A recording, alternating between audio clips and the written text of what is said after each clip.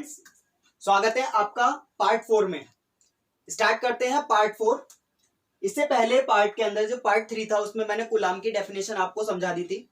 अब इसमें बताना है मुझे कूलाम के नियम का सदिश स्वरूप।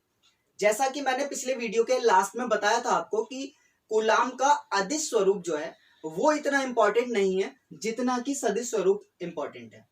बच्चों को ये बहुत बोरियत लगता है, मैं इसे बहुत अच्छा इजीली समझाने की कोशिश कर रहा हूं। इसी वजह से मैंने ये पार्ट अलग बनाया है जिससे कि आप इसको पूरी तरीके से अच्छी तरीके से समझ सकें। ठीक है, तो मेरे साथ बने रहिए और जरा थोड़ा मुस्कुराकर पढ़ना, ठीक है, जिससे कि आपको ये चीज बहुत आसानी से समझ में आए। ठीक है, एक एक टॉपिक क्लियर करना चाहूंगा। देखिए बच्चे, क्या होता है कि दो आवेश दिए होते हैं, पहला आवेश Q1 और दूसरा आवेश Q2। ठीक है, इनके बीच में जो दूरी होती है उसको बोलते हैं हम R। क्लियर, ये तो आपको पता है। ठीक है, अब हमें कूलाम के नियम का सदिश स्वरूप बताना है। सदिश स्वरूप के अंतर्गत जैसा कि हमें पता है F बराबर फॉर्मूला होता है 1/4πε0 Q1 Q2 अपॉन R²। ये चीज हमें पता है। ठीक, उसके अलावा हमें क्या चीज मालूम है कि इन जो आवेश हैं इन आवेशों पर कोई बल लगता है, यानी कि ये आवेश इस आवेश पर बल लगा रहा है और ये आवेश इस आवेश पर बल लगा रहा है। क्लियर, अब एक चीज समझने की है कि जब ये आवेश इस आवेश पर बल लगाएगा, यानी कि Q2 आवेश Q1 आवेश पर बल लगाएगा, तो बल लगाएगा इसका मतलब वो या तो उसको खींचेगा या फिर उसको धकेलेगा। ये दो काम करेगा, या तो वो आकर्षित करेगा या फिर क्या करेगा, प्रतिकर्षित करेगा। क्लियर, अब हम देखते हैं पहले अगर हमने इन दोनों को समान आवेश दे दिया, माना कि ये भी प्लस Q है और ये भी प्लस Q है। ठीक है, तो इन दोनों प्लस Q की वजह से अब जब समान आवेश हैं तो हमने बताया था कि जब समान आवेश होते हैं तो वो प्रतिकर्षित करते हैं ना कि आकर्षित करते हैं। तो प्रतिकर्षित करते हैं, तो जब ये इसके पास जाएगा तो इसको वो धक्का देगा, यानी कि दूसरी तरफ को वो धकेलेगा। ठीक है, तो इसका मतलब जो F होगा वो F इधर की तरफ लगेगा, इस साइड में। क्लियर, इसी तरीके से जब Q1 इस पर आवेश लगाएगा और इस पर बल किधर की लगेगा, F लगेगा दूसरी साइड में। ठीक है, इतनी बात आई समझ में। अब हमें समझने की जो बात है वो ये है कि ये नाम दे रखा सदिश, इसके अंतर्गत हमें पता चल गया कि ये दूसरी साइड जा रहा है, इसमें दिशा का ज्ञान हो रहा है। तो जो F है उस F पर सदिश का हम साइन लगा देंगे। क्लियर, पहली चीज। अब इन F का हमें नामकरण करना है, इन्हें हमें बताना है कि इनके क्या क्या नाम है। तो वो नाम कैसे रखे जाएंगे वो चीज समझ लीजिए। ये Q1 पर लगा है बल, और लगा किसकी वजह से, Q2 की वजह से, तो इसका नाम रखेंगे Q1 पर लगा है आवेश, Q1 की वजह से, है ना, Q1 पर लगा है, तो जिस पर लगा है वो पहले लिख लेंगे 1, जिसकी वजह से लगा है यानी कि 2 की वजह से लगा है तो ये आ जाएगा 2। समझ में आया, तो इसका नाम क्या हो जाएगा, F12। क्लियर, इसी तरीके से जब ये बल है तो इस बल पर यानी कि इस F पर किस पर लग रहा है ये बल, Q2 पर, और किसकी वजह से लग रहा है, 1 की वजह से, तो इसका नाम हो जाएगा F21। इतनी बात आई समझ में। ठीक है, जब ये चीज हमें पता चल गई, अब इसके बाद हमें यहां से एक दो बातें और समझनी है।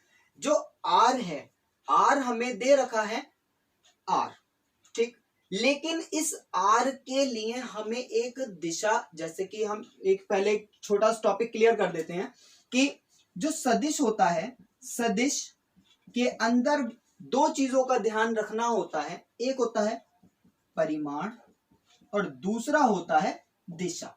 दूसरी क्या होती है, दिशा। क्लियर, ये आपको बहुत ज्यादा ध्यान से समझना है कि सदिश के अंतर्गत हमें परिमाण और दिशा दो चीजों की आवश्यकता पड़ती है। तो हमें परिमाण तो पता चल गया कि F आया, लेकिन दिशा पता नहीं चल रही। ठीक है, जैसे कि हम एक छोटा सा एग्जाम्पल आपके सामने ले लेते हैं कि अगर हम सदिश विस्थापन ले लें, यार कह सकते हैं विस्थापन सदिश ले लें, विस्थापन सदिश। अब विस्थापन सदिश होता क्या है? विस्थापन सदिश होता आर। क्या होता है? आर। अब विस्थापन सदिश है तो इस पे लगा देते हैं वेक्टर का साइन। तो विस्थापन सदिश होता है हमारा वेक्टर आर।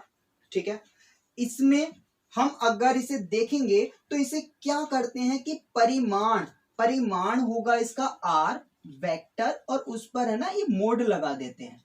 आपने 11th क्लास में पढ़ा था इस मोड के बारे में, और ये होता है हमारा परिमाण निकालना। ठीक है, क्या होता है ये? परिमाण। ये जो वेक्टर के, ये जो मोड के साइन है, ये साइन हमें परिमाण को प्रदर्शित करते हैं। ठीक है, इतनी बात आई समझ में? तो आर वेक्टर जो होगा वो क्या होगा? आर वेक्टर और साथ में मोड होगा। ये चीज हमें बता रही है परिमाण है। और परिमाण के साथ साथ हमें किस चीज की जरूरत होती है? दिशा की। तो दिशा जो होगी, दिशा हम रिप्रेजेंट करते हैं आर, और इस पर लगा देते हैं कैप। क्या लगा देते हैं? कैप। इसे बोलते हैं आर कैप, या फिर बोलते हैं इसे एकांक सदिश। क्या बोलते हैं इसे? एकांक सदिश। क्लियर? तो ये पहला वाला जो है ये तो हो जाएगा सदिशों का परिमाण, और दूसरा हो जाएगा एकांक सदिश। इस तरीके से हमें पता चल जाता है कि विस्थापन सदिश जो है, सदिश होने से एक तो परिमाण और दिशा दोनों के दोनों प्राप्त हो गई, इसी को हम बोलते हैं विस्थापन सदिश। ठीक है, अगर हम विस्थापन की बात करते हैं, विस्थापन सदिश, यहां बल करते हैं तो बल क्या हो जाता है? एफ। बल का सदिश देखेंगे तो F बराबर, बताइए क्या होगा? F वेक्टर, सही है, मोड, और साथ में क्या हो जाएगा? F का कैप। क्लियर? आगे बात समझ में? तो इस चीज से हमें जो बीच में छूटी हुई चीजें थी, ये आपका सदिश स्वरूप के अंदर ये बीच की छूटी हुई चीजें भी हमें पता चल रही हैं। क्लियर? अब यहां से ये टॉपिक आपको क्लियर हो चुका होगा। अब आते हैं हम इस पे अपने मेन बात पर। जो मेन बात है, इसमें आर तो पता चल गया, लेकिन अब इस आर में जब हम F12 पर वर्क करेंगे तो आर किधर की तरफ काम करेगा? आर जो होगा उसकी दिशा किधर की तरफ होगी जब इस पर काम कर रहे हैं? इस साइड में। क्लियर? और इसका जो नाम होगा वो नाम क्या होगा? वो चीज आप समझ लीजिए कि आर किससे काम कर रहा है? 2 से, और किधर की तरफ काम कर रहा है? 1 की तरफ।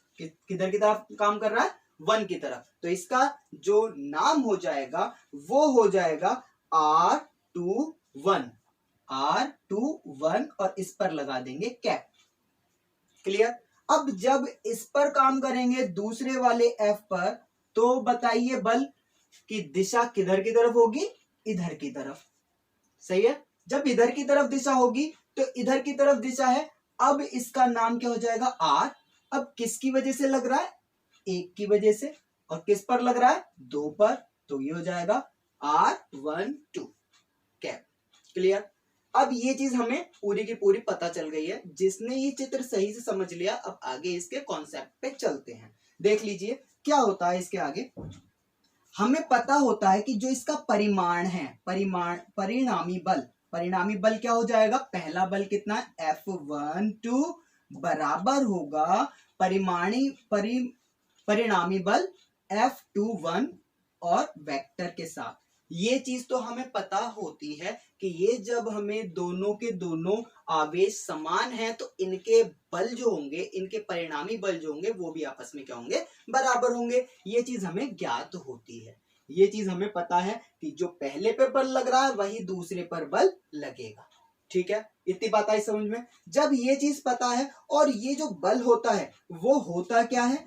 1/4 pi epsilon not Q1 Q2 upon R², ये होता है। ठीक है, F बराबर ये होता है, F बराबर ये होता है फॉर्मूला। ठीक, अब जो कि हम बात कर रहे हैं सदिश की, तो हमें ये सदिश ये भी प्राप्त करना और ये भी प्राप्त करना है। तो इसे कैसे प्राप्त करेंगे वो चीज हम आपको बता रहे हैं। कैसे प्राप्त करेंगे? पहला लेंगे कि F वेक्टर 1 2, और इसके लिए हमें निकालना है तो 1/4 पाई एप्सिलॉन नॉट। ये तो ऐसा कैसे आया?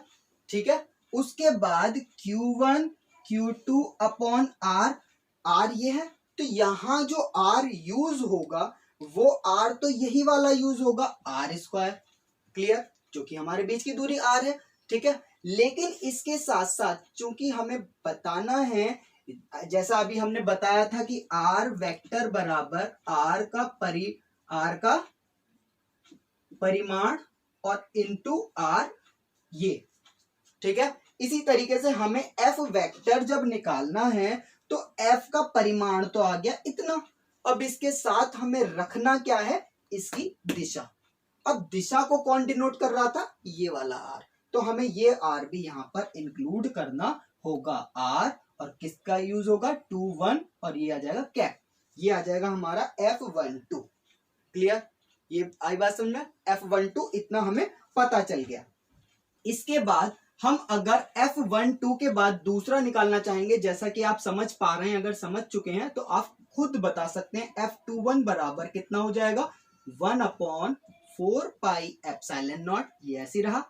Q1 Q2 upon R square, ये भी ऐसे ही रहा। लेकिन जो दिशा है, दिशा पहले इधर जा रही थी, अब दिशा उधर जा रही है, तो ये वाली दिशा के साथ और मल्टीप्लाई कर देंगे, कितनी आ जाएगी ये, R12 कैप, ठीक है। तो यहां से हमें एक ये और एक ये दो चीजें पता चल गई, जो कि हमारा क्या, कूलाम के नियम का सदिश स्वरूप होता है, ठीक है। ये सदिश स्वरूप है। इस सदिश स्वरूप को करने के बाद हमें क्या क्या बातें पता चलती हैं, दो बातों का और पता चलता है। वो दो बातें क्या हैं, ये चीज हम समझ लेते हैं। कैसे, पहली बात हमें पता चलती है कि जो इनके अंतर्गत दूरी है, यानी कि R1 है, R12 जो है वो बराबर होती है R21 के, लेकिन वो क्या होती है, इन पर जब दिशा होती है तो दिशा क्या है,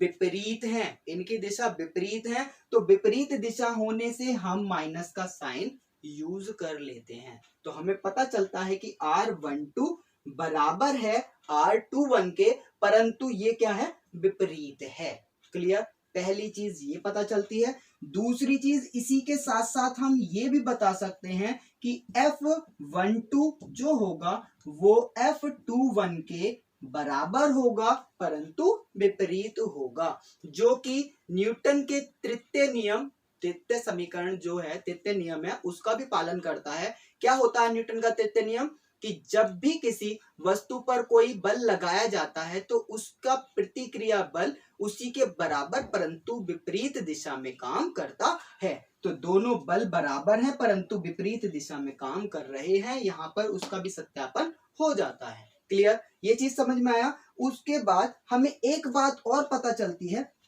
चूंकि आवेश हैं दो, और यहां से और यहां तक ये दोनों के दोनों आवेश जो बल काम कर रहे थे वो इस जगह से इस जगह तक कर रहे थे, यानी कि केंद्र से काम कर रहे थे। कहां से काम कर रहे थे, केंद्र से। तो हमें इस चीज से ये पता चलता है, जो अगली बात पता चलती है कि ये जो बल हैं वो हैं केंद्रीय बल हैं, वो केंद्रीय बल हैं। ये क्या है, केंद्रीय बल काम करता है, ठीक है। तो यहां से हमें बताइए बच्चों, क्या आपको पता चला, वो छोटा पॉइंट पता चला कि जो अदिश हमारा था, अदिश स्वरूप कूलाम का, उसके अंतर्गत हमें इस दिशा का पता नहीं चल रहा था। तो यहां से इस दिशा और परिणाम का भी पता चल रहा है, परिमाण का पता चल रहा है। तो बताइए इंपॉर्टेंट कौन सा है, ये हमारे लिए ज्यादा इंपॉर्टेंट है, क्योंकि इसके अंतर्गत हमें हर चीजों का, हर पॉइंट का पता चल रहा है। तो ये आपके लिए बहुत इंपॉर्टेंट है, इसे आप अच्छी तरीके से देख लेना। अब चलते हैं अगले टॉपिक पर, जो कि इसी से रिलेटेड है, उसे भी आप जरा ध्यान से समझना, ठीक है।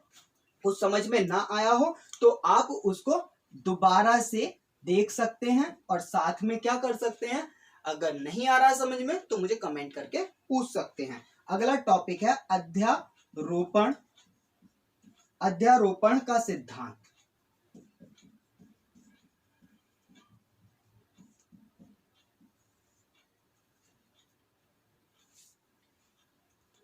देखिए बच्चे, अध्यारोपण का सिद्धांत है, जैसा कि इसकी परिभाषा होती है, बहुल आवेशों के किसी निकाय में किसी एक आवेश पर लगने वाला परिणामी बल निकाय में स्थित अन्य आवेशों द्वारा उस आवेश पर लगने वाले विद्युत बलों के सदिश योग के बराबर होता है, ठीक है। इसे बहुत ही ध्यान से समझेंगे। माना हमने क्या देखा कि एक हमारे पास ये आवेश है, ठीक है, और इस आवेश का नाम है Q1। क्या आवेश का नाम क्या है इसका? Q1, ठीक है। एक और आवेश दे रखा है और इसका नाम है Q2, ठीक है। एक हमने और आवेश ले लिया, इसका नाम रखा Q3, ठीक है, और एक आवेश हमने और ले लिया, इसका नाम रखा Qn ले लिया। चलो क्या ले लिया? Qn। क्लियर? अब ये चीज समझेंगे, इसने कहा कि बहुल आवेशों के किसी निकाय, ये एक निकाय है और इस पर बहुल का मतलब बहुत सारे, n हमने लिया है। n क्या रिप्रेजेंट करता है? ऐसी संख्या को जिसके अंतर्गत बहुत सारी संख्याएं आ रखी हो, ठीक है। तो ऐसा निकाय बन गया जिसके अंतर्गत बहुत सारे आवेश हैं। क्लियर? निकाय में किसी एक आवेश पर लगने वाला परिणामी बल, किसी एक आवेश पर, हमने माना कि ये जो पहला Q1 है इस पर बल लग रहा है एक निकाय पर। इतने सारे आवेश हैं लेकिन एक निकाय पर बल लग रहा है। सपोज हमने यहां से इसे लिया और इससे जो बल प्राप्त हो रहा है इसको हमने ले लिया, और इससे जो बल प्राप्त हो रहा है वो कहां जाएगा? इधर की तरफ, ठीक है। क्लियर?